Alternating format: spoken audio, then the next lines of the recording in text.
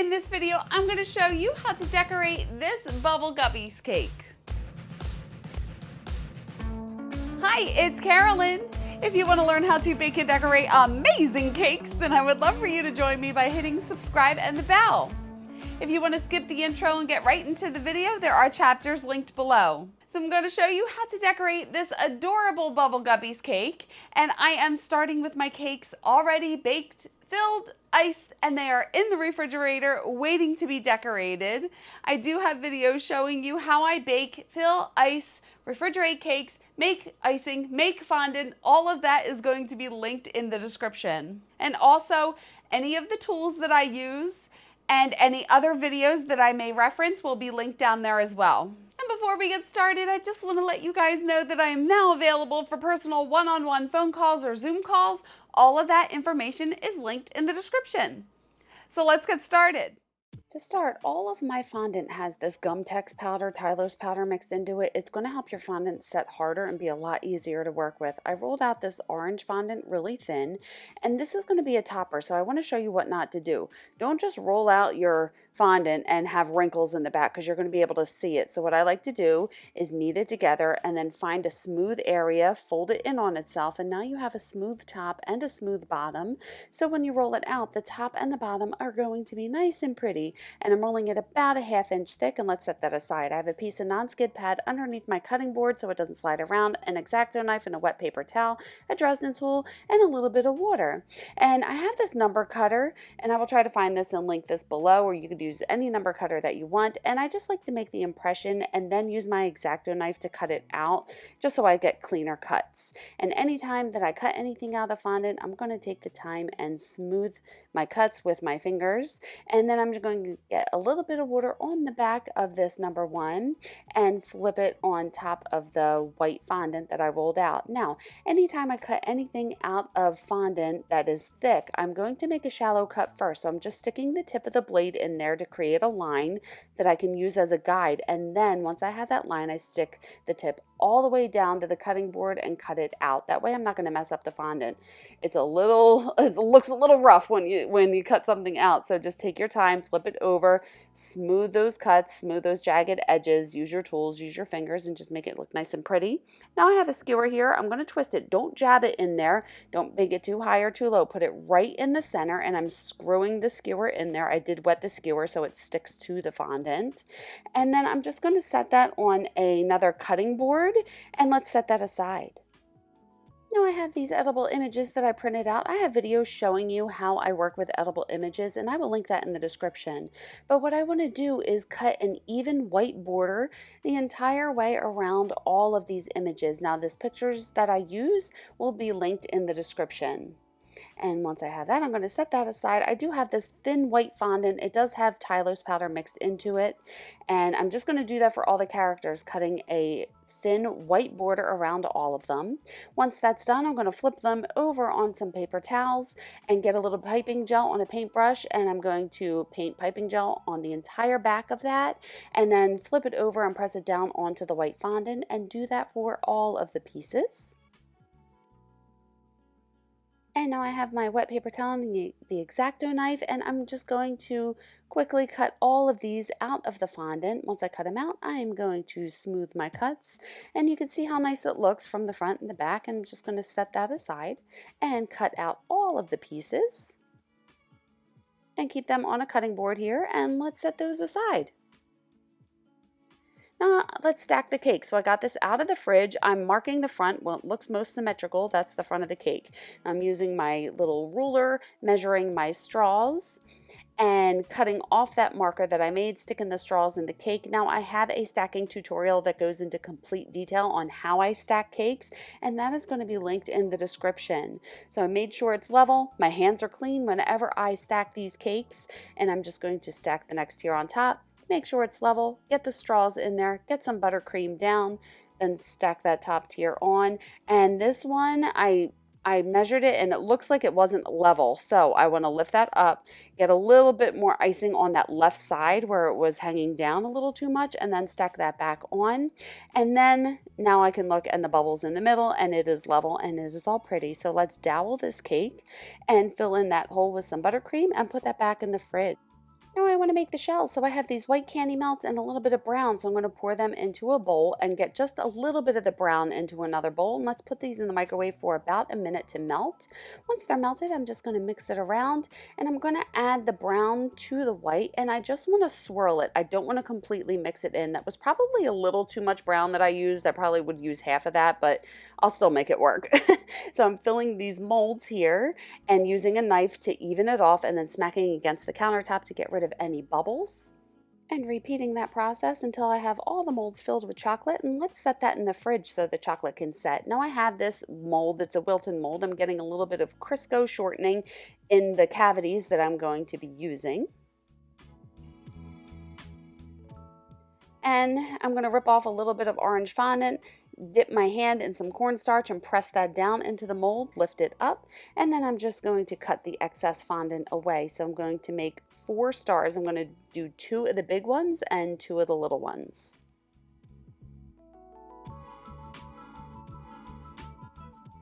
And then for this coral, I'm getting some red fondant down and dipping my hand in cornstarch again so my hand doesn't stick. Press it all the way down, cut away the excess, and then I'm going to really press that in there. Now I'm going to get some Crisco on a really sharp knife, hold the knife parallel, and just cut off that excess fondant. So I'm pressing the knife down onto that mold to keep that red fondant in the mold. And it got a little messed up when I lifted it up. That's okay. I'm just going to use my thumbs and just press that back down into the mold. Now to get this out, it can be a little tricky. So I'm going to flip it over. I'm going to use this needle tool and carefully start to peel it away.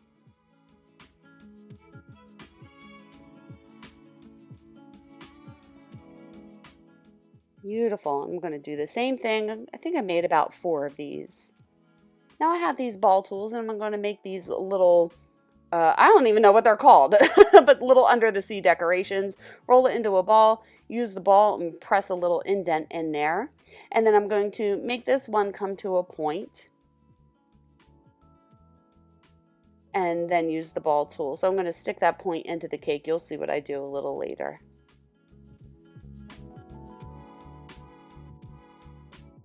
I'm going to make the grass, so I'm rolling out green fondant really thin and just cutting these little strips that is flat on the bottom, pointy at the top. A lot of people like to twist them. I don't want to twist it. I'm going to do a little curvy technique, which I will show you when I put them on the cake. So I'm just going to cut a bunch of these green strips and set them on that cutting board. Now I want to make the sea sponges, so I'm rolling some fondant into a ball, misshaping it, and then poking holes all over it with this teeny ball tool. And I'm going to make like 4 or 5 of those little sponges and set those aside. And now I want to make these little curly pattern things. You'll see what I'm doing. So I have a circle cutter and I'm squeezing it at the bottom just to make a little ruffle. And I'm going to do that a few times with a smaller circle cutter, and then I'm going to use a slightly larger one and do the same thing. So I'm just going to make a bunch of these little ruffles. And that looks good. Let's set those aside. Now I'm making the name. I have this thin blue fondant that has Tyler's powder mixed into it. I printed out the name the size that I want it to be. And I'm using my Dresden tool to trace this onto the fondant. And that cutter is the perfect size for the dot in the eye. And I'm just going to cut out these letters. Now I have a tutorial where I go into full detail on how I make fondant names, and I will link that in the description. And now I'm getting a little bit of water behind each letter and sticking this onto a thin piece of white fondant. And now I want to cut a white border around all these letters. So whenever letters have center pieces, I like to cut the center pieces out first before I cut the rest of the letter out. And just make sure you have an even white border around all of these. And then I'm doing the same thing onto a darker blue border, so sticking those letters down and cutting a thin blue border around all of them. And that looks really good, so let's set that aside. Now I want to make the sand, so I have some golden Oreos and a food processor, and I could do half the container at a time. So I'm filling that up, and I like to shake it just so I can make sure that I get all of the cookies into a fine crumb. And then when I'm taking it out, I want to stick my finger in the bottom so the blade doesn't fall out, and pour these into a Tupperware container. And then I'm going to do the same thing for the rest of the package of Oreos. And there you go. There is your delicious, simple sand. Now I want to get these out of the molds, so I'm peeling them away, and look how pretty that color variation is. I'm just peeling all of these shells out, and I always break this stinking starfish every time I use it, but whatever, I'm going to make it work. And let's set those aside. Now let's decorate the cake. I got that out of the fridge, and I'm using a wet paper towel to clean the cake board, find the front of the cake, and let's start decorating this. So I'm going to get some icing on the back of each letter. You can use piping gel, you can use water. I always go between many different things that I use to stick decorations to cakes. Today I'm using icing. And let's just make sure that these are even.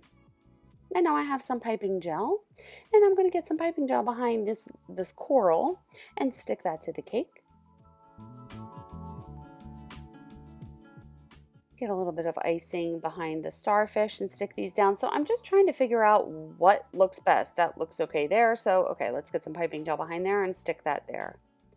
Now I turn these upside down so air could hit the back of it, so these would dry really flat. So they're holding their shape. Now, I just like to hold them up and see, where does that look good? I'm going to stick that guy there. I'll stick that guy there. That fish looks good there. And this girl looks good here. You know, so I just like to hold them up and see, like, where does this look best, right? So I'm going to get a little bit of icing behind her wherever she's going to stick to the cake, and then stick her down. And there was a little bit of icing sticking out the back, so I have a dry paintbrush to remove that excess icing. And same thing, getting icing behind these characters and sticking them down to the cake. Now, I don't like her placement, so I'm removing her. This cake is still solid, it's cold, so I can scrape off that excess icing. I'm really not ruining the cake. That's why I like to refrigerate my cakes. Peel that off. I'm going to get some more piping gel behind the back, and I'm just going to patch those little holes with a little bit of blue icing. And I'm just shifting this over to the left. I just felt like it didn't look right, and I'm putting the girl over to the right now so they weren't just all in the middle of the cake. I don't know, that's just me being a little crazy about it, but it makes me feel better. And of course, I'm out of frame, so I got a little bit of icing on the front of the dog, and I'm sticking him to the back of the number 1. Sorry, that was out of frame. Get some piping gel behind the grass, and look, I'm putting it down, and I'm waving it against the side of the cake, or you can twist it if you want. I just like the look of this little wave, and I'm sticking a bunch of the grass pieces all over the cake, so in the front, in the back, around the sides, just anywhere that I feel like it's going to look good. And now I'm getting piping gel on the top tier and then around all of the borders and on the cake board. And this way the cookie sand is going to easily stick to the piping gel and won't slide all over the place.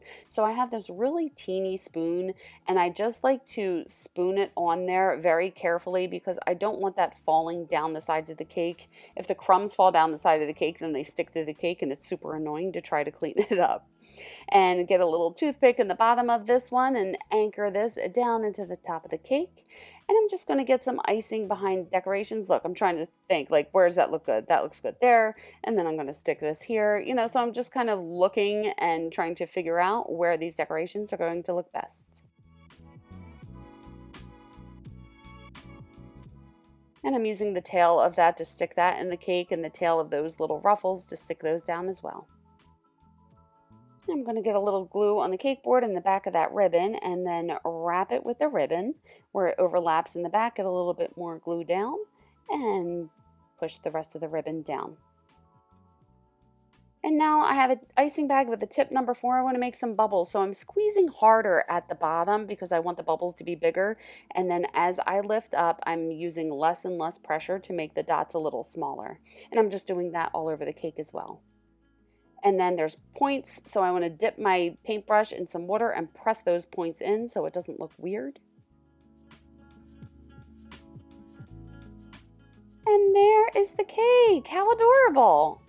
So there you go. How adorable is this cake? I say the same thing every time, but I don't know what else to say.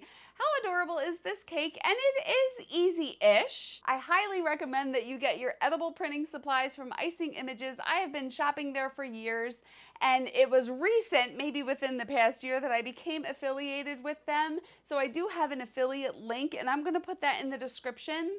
But the printer system that I have is the entry-level Platinum Edible Printer System. And it comes with the printer, the icing sheets, the cartridges, some cleaner. There's even wafer paper in there. There's everything that you need to get started is in that kit.